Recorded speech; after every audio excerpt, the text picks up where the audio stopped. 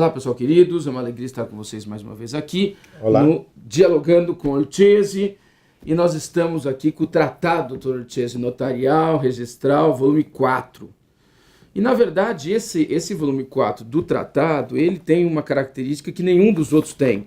Ele congrega todas as especialidades, porque na medida em que o volume 2 tem o registro civil das pessoas naturais, na medida em que o volume 3 tem o tabelionato de notas, e na medida que o volume 5 é o registro imobiliário, sobrou para o volume 4 discorrer sobre todas as serventias, protesto, títulos e documentos, pessoas jurídicas, contratos marítimos e o ofício de distribuição. Aliás, podemos até iniciar com essa primeira consideração, que ele é inovador tanto no ofício de distribuição, que nenhum manual trabalha esse assunto, e nem o ofício do tabelionato e registro de contratos marítimos. Sim, de fato a pesquisa feita, né, nessa área foi inclusive uma pesquisa de campo. Nós não fizemos aqui as considerações, né, acerca apenas de bibliografia, né? O que houve foi um levantamento feito em loco, inclusive, acerca das práticas para o registro desse tipo de para esse tipo de registro, e também houve, de fato, viagens, né, de pessoas ligadas à pesquisa que foram coletar informações especificamente acerca desse registro. Então, acho que a informação que se encontra nessa obra não está em qualquer outro lugar. De fato, é inovador nesse sentido, sem dúvida alguma.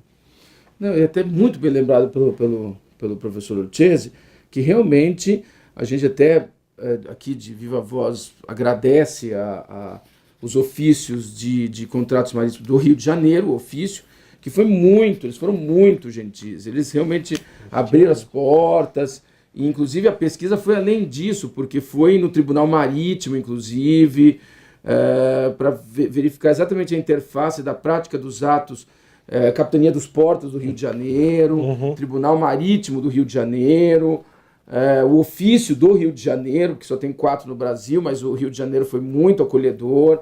Eles fizeram questão, abriram as portas, mostraram como eram os livros, os classificadores e como é que operacionalizava realmente a prática dos atos no Rio de Janeiro. Acredito que isso, de certa maneira, demonstra a importância de conhecer tanto a boa literatura que nós temos acerca de matérias específicas, quanto os costumes institucionais que no Brasil marcam muito o nosso direito. Muitas vezes damos uma importância secundária ao costume, né, como apenas uma espécie de um modo de integração, não é isso? Ou seja, aplica-se apenas quando há uma lacuna ou quando a lei permite. Mas, na verdade, há toda uma série de costumes constitucionais, e não só costumes, estão, inclusive, incorporados, né, às próprias instituições, cujo conhecimento é essencial para poder escrever uma obra que reflita bem tanto a parte teórica quanto o lado prático, que é essencial para quem estuda, evidentemente, para um concurso e também para quem trabalha nessa área, né, e se interessa por essa matéria. Não, e o tabelionato dos contratos marítimos, como o tabelionato de notas também, tem um DNA muito forte na via consuetudinária, né? Claro, com certeza. E também, agora entrando em um tema importante também nessa obra, que eu achei inovador, mas foi o tratamento dado à Igreja Católica, já que estamos falando inclusive de normas consuetudinárias, né? Há um capítulo inteiro dedicado ao estudo e à delimitação e organização jurídica da Igreja Católica, que também não se encontra em qualquer outra obra que eu conheça com tanto detalhe. Não só isso, temos tanto a organização da Igreja Católica interna, portanto, tudo que é importante eventualmente para o registro, e não só isso, mas a sua própria configuração na esfera internacional. Outro tema que dificilmente se encontra em obras que tratem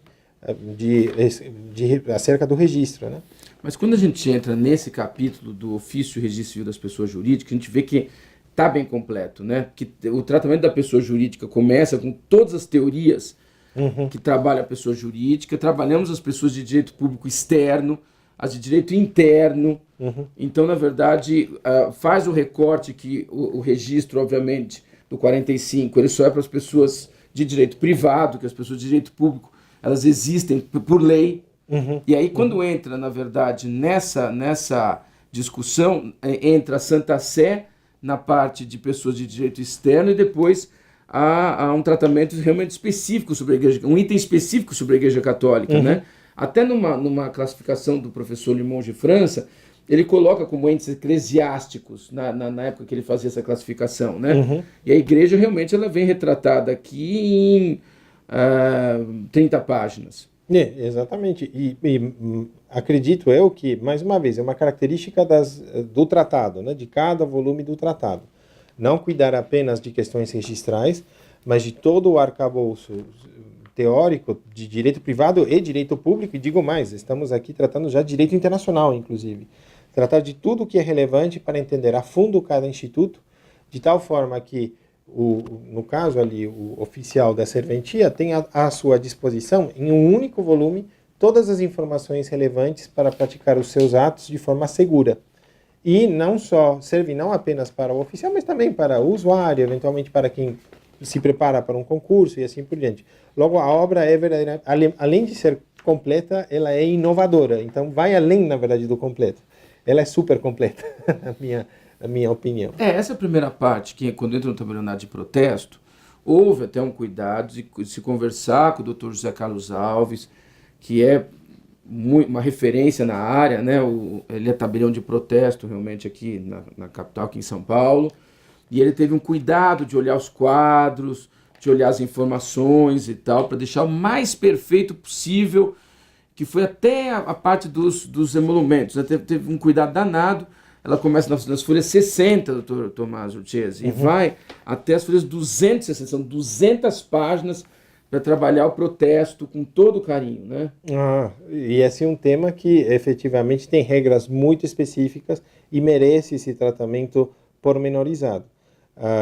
Se na confecção desse volume não tivéssemos essa verificação inestimável, né? Na verdade, de um perito acerca da matéria, certamente algum tema, por mais pequeno que fosse, poderia ter ficado de fora, mas acredito que é um tratamento completo acerca da matéria e, portanto, quem estuda por essa obra pode confiar que encontrará tudo o que é necessário para fazer um estudo completo e, além disso, com todas as inovações e atualizações mais recentes.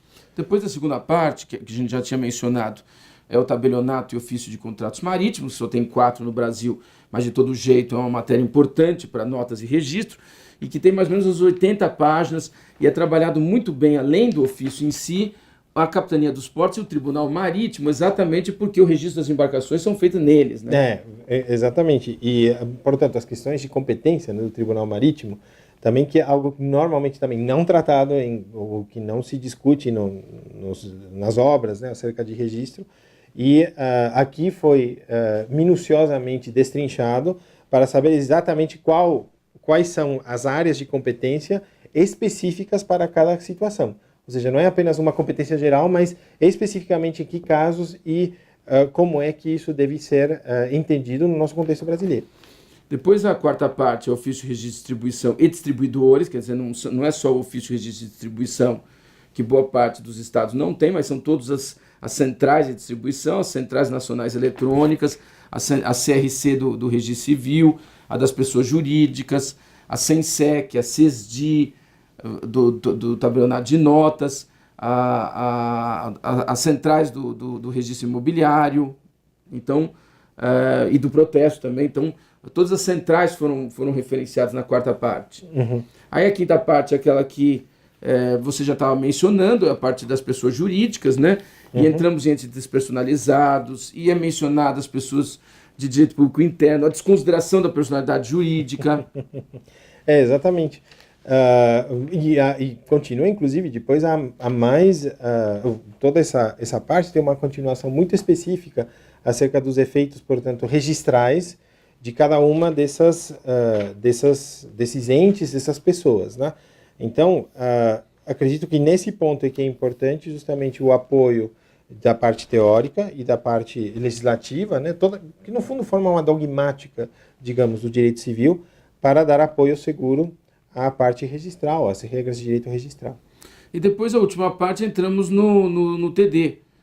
né, nos títulos e documentos, falamos de vários títulos registráveis, o penhor comum, penhor de animais, contrato de fiança, os arrendamentos e tal. Depois de trabalhar bem esses contratos, aí são mencionadas as formas de registro, a escrituração dos atos do TD, e o TD acabou ficando, na verdade, com 300 páginas.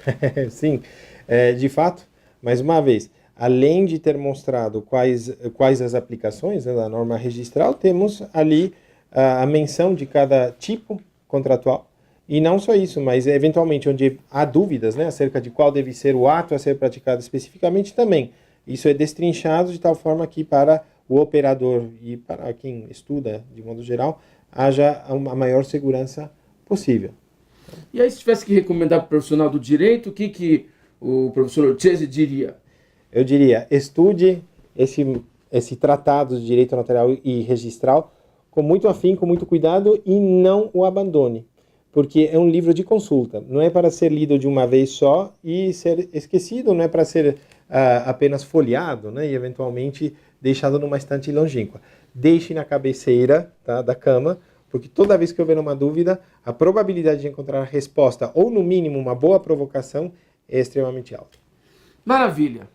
Continue no nosso canal, viremos com novos livros e novos produtos e os comentários do professor Lucchesi. Muito Fique obrigado. conosco, até logo. Até logo.